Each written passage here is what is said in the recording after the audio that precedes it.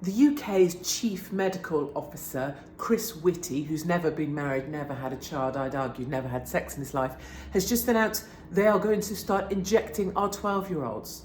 Our 12-year-olds can decide for themselves if they want this injection. You don't even need parents' permission. All of a sudden, our 12-year-olds know exactly what they should be doing with their life. Who's going to be accountable when it goes wrong? And of course, there is studies out there showing young people are statistically 6 times more likely to end up hospitalised from the state injectable than they are from COVID. Who's going to care for them when that happens? The same parent that wasn't given a say on whether they would be given an injection or not. Chris Whitty always said they were following the science, even when people like me thought the science was a load of old shit. Well, now the science says don't inject 12-year-olds. The JCVI twice said don't inject 12 to 15-year-olds, and now they're going to do it anyway.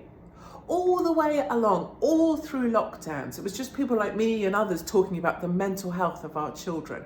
Young people that we knew had committed suicide because they just don't see a way forward in a world of lockdowns. And not once was anyone talking about mental health.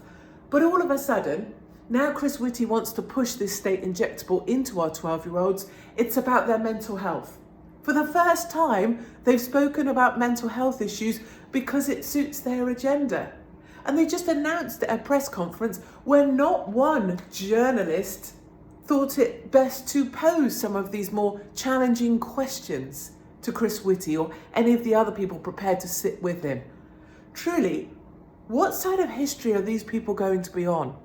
At what point? Throw away the science, throw away the arguments, throw away anything else. At what point in humanity did we say as adults, you know what, in order to better protect us as adults, we will use our children?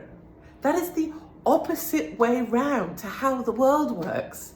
If someone's child is in trouble, your child, my child, anyone's child, I will gladly throw myself in front of the bus if they get to live a bit longer. Many of you will feel the same way.